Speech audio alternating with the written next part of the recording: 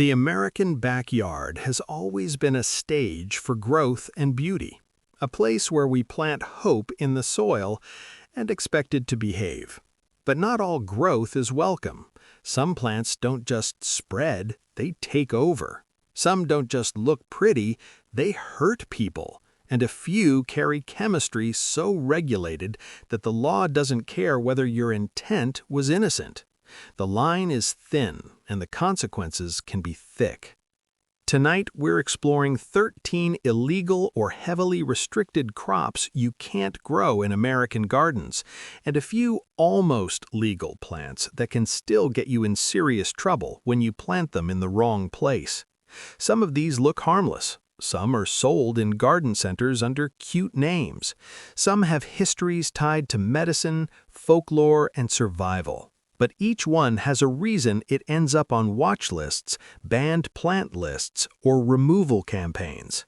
Now, subscribe to this channel, because we don't do fear for entertainment, we do awareness. We document the plants that reshape landscapes, rewrite laws, and quietly endanger families who never saw it coming. If you want to know what's safe, what's restricted, and what to plant instead, subscribe now. One quick warning before we begin. Laws vary by state and even by county. Some restrictions are federal, some are invasive species bans, some are local ordinances. So don't treat this video like a dare, treat it like a flashlight. And yes, we'll talk zones, because what becomes a legal problem often depends on where a plant can actually survive and spread. Let's begin the countdown. Number 13, the opium poppy.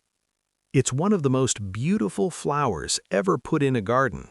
Paper-soft petals, gentle colors, a calm, almost romantic presence, and then, after blooming, those distinctive seed pods, round and quiet, swaying in the breeze like ornaments. To a gardener, it looks like nothing more than a classic cottage flower. To the law, it has another identity, because those pods are linked to opiate production, and the United States has a long history of controlling poppy cultivation. It's not as simple as seeds are legal, so the plant is legal. Enforcement and legal risk can exist even when people claim ornamental intent, and legal guidance repeatedly emphasizes that cultivating Papaver somniferum can create exposure. This is one of the first backyard lessons. Some plants are regulated not because they're invasive, but because of what they can become. A property changes hands. A previous owner had a wildflower patch, and suddenly what looked like a sweet corner of the yard becomes a question mark. Zone-wise, poppies can appear in many regions, depending on variety and season. That's what makes it tricky. The issue isn't that it only grows in one place. The issue is that it can grow in many places, quietly. A flower that looks like peace but can trigger scrutiny. Now, the next plant isn't famous for petals. It's famous for looking ordinary while its reputation follows it like a shadow. Number 12. The Coca plant. In photographs, it looks like an innocent shrub. Glossy leaves, modest size, the kind of plant you could walk past without noticing. But its legal identity is not shaped by how it looks, it's shaped by what it is associated with. And that's the key pattern of this list. Some plants are banned because they damage ecosystems. Some are banned because they harm bodies. And some are banned because they sit too close to controlled chemistry. So even when a plant isn't invasive, and even when it doesn't poison you by touch, its legal classification can still put it out of reach for casual cultivation. This is not a gardening choice in the normal sense. It's a legal boundary. And the deeper theme here is that law treats certain plants as intent, meaning the plant itself can be interpreted as evidence regardless of your story. Now let's shift from legal danger to a different category, one that feels more like a horror movie, because the next plant doesn't need a crime lab, it only needs sunlight. Number 11. Giant hogweed. If you've never seen giant hogweed, you might assume it's just another oversized roadside plant. But once you see it, you understand why it draws attention. Massive stems, huge, umbrella-like flowers, a plant that can tower above people like it's trying to prove a point. Here's the problem. The sap is phototoxic. Contact with skin followed by sunlight can cause severe burns, blistering, and long-lasting injury. This isn't folklore. It's the basis of official weed risk assessments and public warnings. That means the danger isn't theoretical, it's practical. A child brushes past it. A gardener cuts it without protection. A dog runs through it and then rubs against you. And suddenly, you're not dealing with a weird plant. You're dealing with a medical event. Zone-wise, giant hogweed is mainly a temperate region problem, often associated with cooler, wetter areas where it can establish along roadsides and waterways. That's why you hear about it as a public hazard plant, because once it's in a region, it doesn't stay politely in one yard. And this brings us to the next pattern.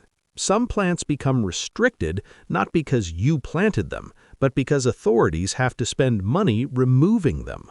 If a plant costs communities time, labor, and injuries, it becomes a target. Now, the next one doesn't burn you, it breaks you in a different way. It breaks your land. Number 10. Japanese knotweed. At first glance, it looks like an ornamental dream. Tall, bamboo-like stems, fast greenery, a privacy plant. The kind of thing people used to plant along fences to block a neighbor's view. And then they learned. Knotweed spreads aggressively through rhizomes and is widely considered one of the most difficult invasive plants to control. It's infamous for returning even after repeated cutting and herbicide treatment. One reason it's treated so seriously in invasive plant discussions. And beyond ecology, it becomes a homeowner's nightmare because it can colonize disturbed ground and spread relentlessly. Even when every claim about breaking concrete gets debated online, the broader truth remains. It's a high-risk invasive with significant management costs and real-world property headaches, which is why it's regulated and feared. Zone-wise, knotweed thrives in many temperate U.S. regions, especially along waterways, roads, and disturbed soils. That matters because it means a backyard planting doesn't stay a backyard planting. A fence line becomes a corridor, a creek becomes a highway, a neighborhood becomes a network. And that's the moment a plant stops being your choice and starts being everyone's problem. Now, the next one is older than the suburban backyard itself. It's a plant that got popular for all the right reasons and then punished everyone for believing in it. Number 9. Kudzu.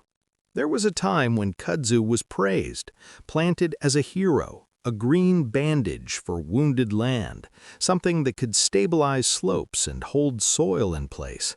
Then summer arrived, and kudzu did what kudzu does. It grew. Fast, ruthless, unapologetic. It climbed, it smothered, it turned trees into scaffolding for its own ambition. That's why it earned its nickname, the vine that ate the South. In warm, humid zones, especially across much of the Southeast, kudzu can explode in growth.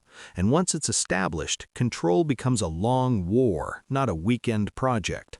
This is the second big lesson. A plant can be introduced as a solution and later banned as a disaster. That's not a contradiction. That's a warning about unintended consequences. Now we move from vines to something that looks like a normal tree until you realize it doesn't behave like one. Number 8. Tree of Heaven. The name sounds like a promise, but the plant is a threat. Tree of Heaven is one of those species that seems like a great idea if you only care about speed, quick shade, fast growth, tough and poor soils. But speed is rarely free. This tree spreads aggressively, resprouts stubbornly, and is notorious for taking over disturbed areas, vacant lots, roadsides, edges of yards. It can also create chemical pressure in the soil that makes it harder for other plants to thrive nearby. And then comes the modern twist. Certain pests, like the spotted lanternfly, are closely associated with it, which has increased public attention and removal efforts in many areas. Zone-wise, Tree of Heaven is thriving in a wide range of climates, which is exactly why it's so persistent. It doesn't need a perfect garden, it survives in neglect. Number 7. Purple loosestrife. Tall spikes of vivid purple, pollinators hovering, a pond edge that looks like a painting. That's why people planted it. But in wetlands, loosestrife doesn't stay decorative. It spreads, forms dense stands, and displaces native wetland plants. That changes habitat, that changes nesting sites, that changes entire ecosystems. And because wetlands are already fragile, many states restrict loosestrife planting and sale. Zone-wise, this is most relevant where wetlands exist and where the plant can establish along waterways, often in the northern and mid-latitude regions. So far you've seen the pattern: legal danger, burn danger, property danger, ecosystem danger. The next is about something more personal, the plants that look like normal landscaping until one moment turns them into an emergency. And before we continue, if you want more videos like this, subscribe, because after this series we're doing a safe substitutes episode, what to plant instead of these problem species based on U.S. regions and yard conditions. Number 6. Poison hemlock. Poison hemlock is one of the cruelest plants in North America because it's a master of disguise. Tall stems, fern-like leaves, small white flowers. To an untrained eye, it can resemble harmless relatives in the carrot family. That resemblance is part of the danger. It's not just toxic, it's deceptive. Hemlock contains alkaloids that can cause paralysis and respiratory failure. Historically, it's infamous as a lethal poison, its reputation reaching back to ancient accounts of Socrates' death. In modern America, the danger is practical. It shows up in disturbed areas, field edges, roadsides, and sometimes in yards, especially where seed can spread and maintenance is inconsistent. Zone-wise, poison hemlock appears across many temperate regions, which means it's not restricted to one corner of the country. The safest posture is awareness and removal by proper local guidance when identified. This is where older homeowners should pay attention. The risk isn't someone will eat a bouquet. The risk is mistaken identity, careless handling, and children or pets encountering it. Now we move to a plant that many Americans have seen planted on purpose because it seems tough, drought-friendly, and cheerful. Number 5. Oleander. Oleander looks like a landscaping miracle. Evergreen leaves, constant blooms, thrives in heat, tolerates drought. That's why you see it in warm climates, southwest neighborhoods, medians, driveways, and sometimes even near public spaces. But oleander carries a hard truth. It is highly toxic.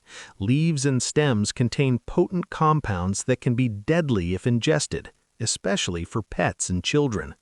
This isn't the kind of plant where you say, just don't eat it, because kids don't behave like adults, pets don't read warning labels, and yard waste doesn't stay contained. Zone-wise, oleander is primarily a warm zone landscaping plant, which is why it shows up more often in the southern half of the U.S. and along warmer coastal regions. It's a classic example of a plant that became popular because it solved one problem, heat and drought, while quietly introducing another. Now we go from toxicity to a plant that looks like a fairy tale: tall flower spikes, soft colors, cottage charm. Number 4.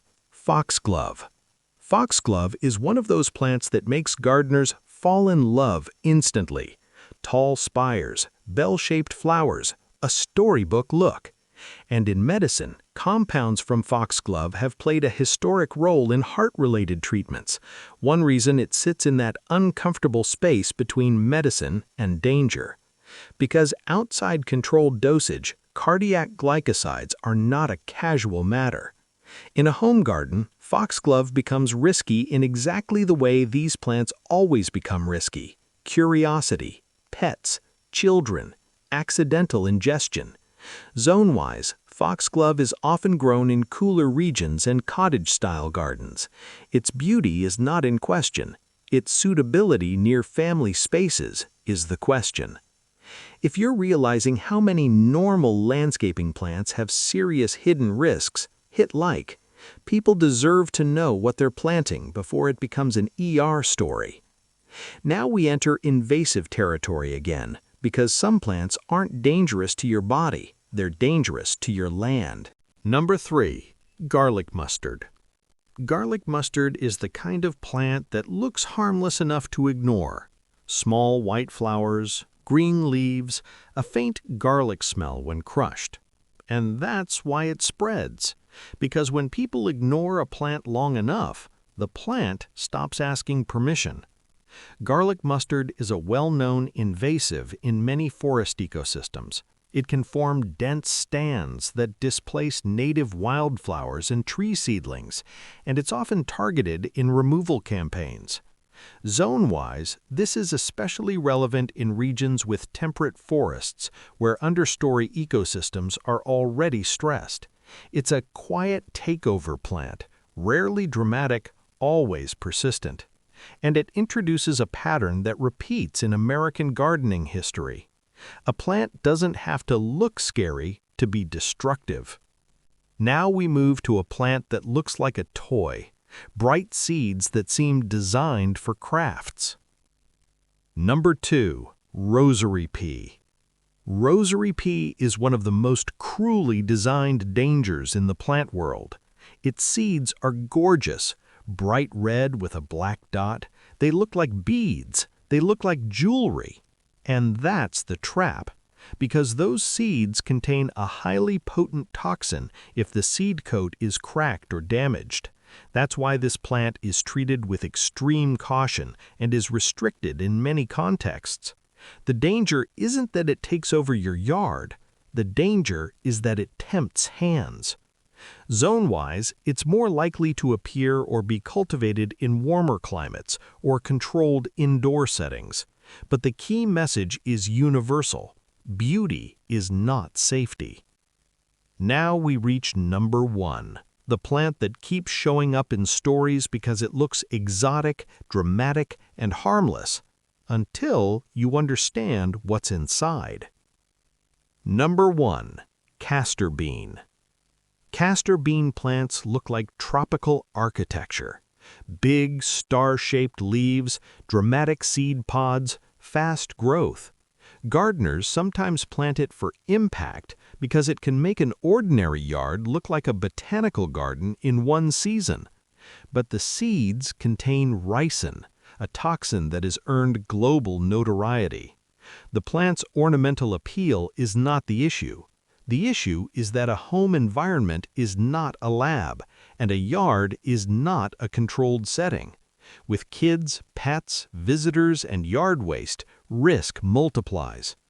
Zone-wise, castor bean can grow as a warm-season ornamental in many areas, which is exactly why it matters. It's accessible. It's tempting. It looks like just a plant. And that's why it belongs at the top of this list. Because the most dangerous plants are often the ones people underestimate. Now, step back and look at the full pattern of these 13. Some are restricted because of the law. Some because they burn you. Some because they poison. Some because they invade. Some because they destroy habitat. Some because they create risk that communities can't afford to ignore. And the takeaway is not paranoia. The takeaway is discernment. Your backyard is not just decoration. It's an ecosystem. It's a legal responsibility. It's a place where children and animals live. And what you plant becomes part of the world beyond your fence. If this video changed how you see innocent plants, do 3 things. First, subscribe, because the next episode is the Safe Replacement Guide. what to plant instead by region and by yard goal.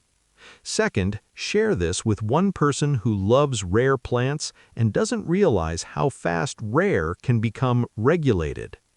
Third, comment your state, because restrictions and invasives vary wildly, and I'll tailor future lists to where you actually live. The backyard has rules, and once you learn them, you stop gardening like a consumer, and you start gardening like a steward.